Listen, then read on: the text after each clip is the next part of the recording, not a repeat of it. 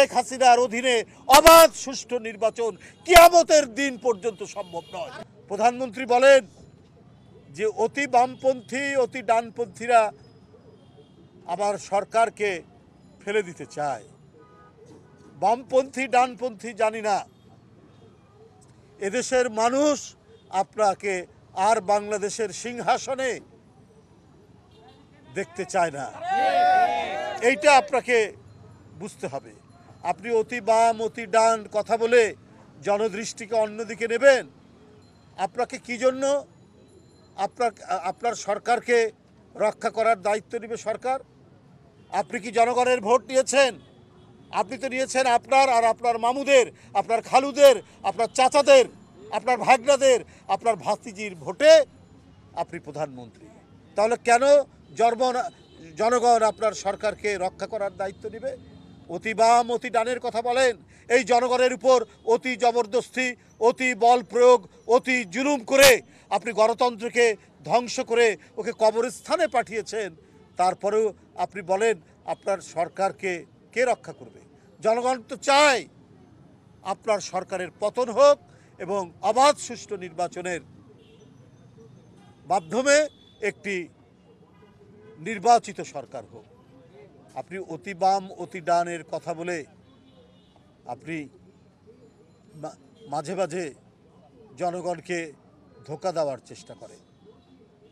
আপনি সবচাইতে বড় যে বিষয়টি আজকে মানে এই 16-17 বছর ধরে জনগণের উপরে আপনি যে অতি ফ্যাসিবাদ চাপিয়ে রেখেছেন, অতিরিক্ত বল প্রয়োগ করে ওদের নাগরিক স্বাধীনতা আটকে রেখেছেন, আর অতিরিক্ত ভারত প্রীতির কারণে নিজের ক্ষমতাকে টিকিয়ে রাখার চেষ্টা করছেন।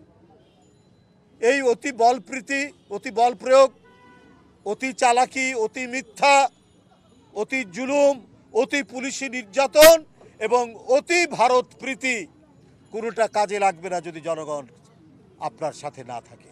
আপনি জনগণকে ত্যায্য করেছেন, সৎ সন্তান বানিয়েছেন। যেমন সৎপুত্র সৎকন্যা আমরা জানি, তেমনি মানে আপনার কাছ থেকে সৎ সন্তান করেছেন। তো সুতরাং আপনার লোকজনের যে লুটপাট, এই লুটপাটের সমর্থন দেওয়ার জন্য ভোটাররা আপনাকে ভোট দেবে না, এটা কিন্তু আপনি জানেন। এটা আপনি জানেন বলেই এখন বিভিন্ন কথার আপনি ফানুস তুলছেন, ফুলঝুড়ি আপনি ছড়াচ্ছেন। কিন্তু আপনি কিন্তু অবাধ সুষ্ঠু নির্বাচন আপনি চান না। আপনি জানেন অবাধ সুষ্ঠু নির্বাচন হলে আপনি পরাজিত হবেন। বিএনপি 2018 সালের নির্বাচনে গিয়েছিল না?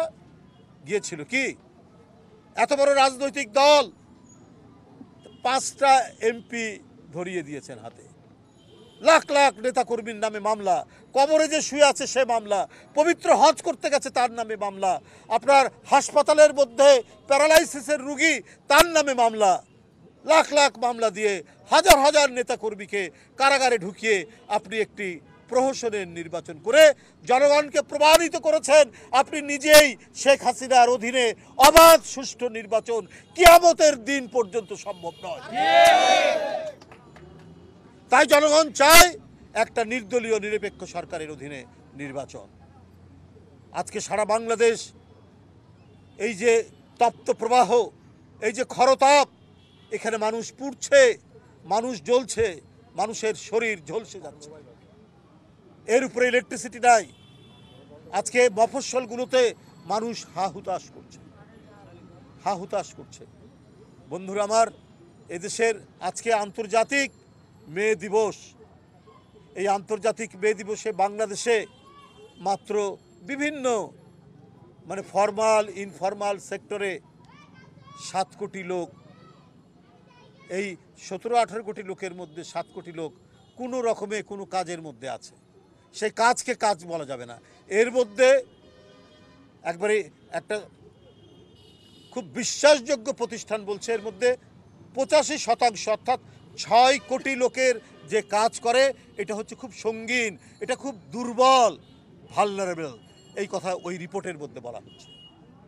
বন্ধুরা আমার, তো এই পরিস্থিতি কেন? 6 কোটি লোক যদি দুর্বল কাজ অর্থাৎ যে ফেরি করে চা বিক্রি করছে, ওই রিক্সাওয়ালা, ওই সিএনজিওয়ালা, এরা তো কোনো সরকারের সোশ্যাল যে প্রোটেকশন, সেই প্রোটেকশন তো পায় না, কোনো ধরনের রাষ্ট্রীয় প্রোটেকশন তারা পায় না।